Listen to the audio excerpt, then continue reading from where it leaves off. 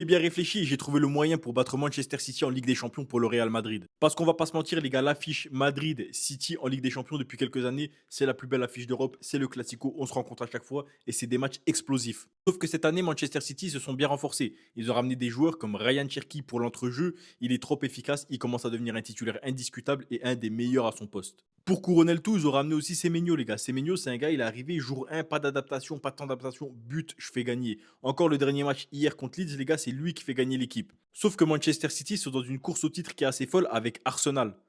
Arsenal qui sont juste là et qui eux ont une autoroute pour aller en demi-finale de Ligue des Champions. Ce qui fait que Arsenal va pouvoir faire tourner en Champions League, contrairement à Manchester City. Et quand on regarde le calendrier de Manchester City par rapport au match du Real Madrid, on sait que c'est un gros calendrier. Regardez-moi ça, les gars. Il commence avec Real Madrid à l'extérieur, puis se déplace à West Ham en Première Ligue à l'extérieur, retourne en Champions League contre le Real Madrid.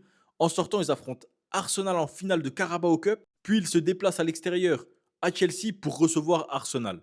Moi, je vous le dis rapidement, mon espoir, c'est qu'en fait, Guardiola, il essaye de faire tourner sur la Ligue des Champions parce qu'il sait qu'à ce moment-là, Arsenal va prendre de l'avance en Première Ligue sinon. Tout en espérant que d'ici là, Arsenal n'ait pas de choc et qu'il gagne cet après-midi contre Chelsea. De plus, juste après le match retour du Real Madrid, ils ont une finale de Carabao Cup. Donc c'est un trophée, c'est direct. Je me dis peut-être même les joueurs, ils vont essayer de se préserver pour ce match parce que cette année, le principal ennemi à abattre pour Guardiola et ses joueurs, c'est pas le Real Madrid contrairement à 2020, 21, 22, 23, 24, etc. C'est Arsenal. S'ils arrivent à prendre la première ligue devant Arsenal, ça va être une humiliation. Donc je me dis peut-être qu'ils vont se focus sur ça et sur la Carabao Cup. Ouais, ok. Est-ce qu'en fait les joueurs ils vont se focus sur la Carabao Cup par rapport à la Ligue des Champions? Je sais pas les gars, mais laissez-moi espérer s'il vous plaît.